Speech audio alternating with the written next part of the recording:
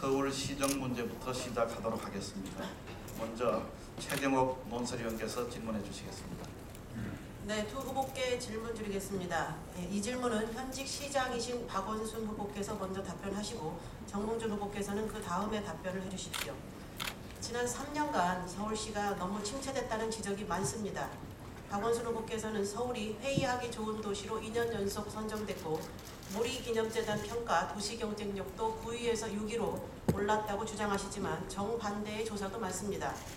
미국 컨설팅사인 AT커니의 글로벌 도시지수에서 서울은 2년 전 8위에서 올해 12위로 추락했고 영국의 옥스포드 이코노믹스 보고서에서는 2030년 경쟁력이 커질 도시 50곳에서 아예 빠졌습니다.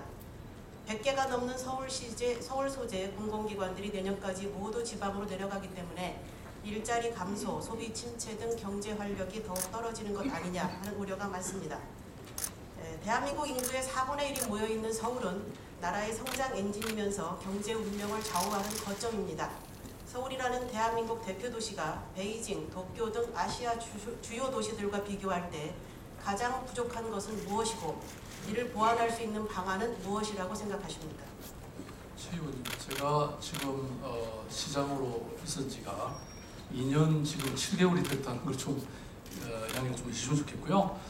사실은 물론 뭐 여러 평가나 지수가 다르긴 합니다만 그래도 여전히 지난 2년 8개월 동안 저는 많은 변화와 성장이 있었다고 생각이 됩니다. 아까 그 들어주신 지표 말고도 예컨대 관광객이 1000만 명을 돌파하지 않았습니까? 관광은 가장 고용 창출력이 높은 그런 산업이죠. 제가 시장이 되고 나서 이 분야에도 과로 있던 것을 국장으로 성격을 시켰고 특히 마이스 산업, 그 관광의 핵심이라고 할 수 있는 마이스 산업에 굉장한 노력을 기울이고 있습니다. 그래서 지금 현재 탑 5가 됐고요. 앞으로 탑 3로 가겠다는 것이 저희들의 전략입니다. 뿐만 아니라 지난 그 금융위기 이후에 서울시로서는 최대 외자 유치를 했습니다. 약 6조 4천억 정도 이르는 이런 외자 유치를 했고요. 특히 지멘스가 에너지 부분, 아시아 본부를 서울에 오게 됐죠.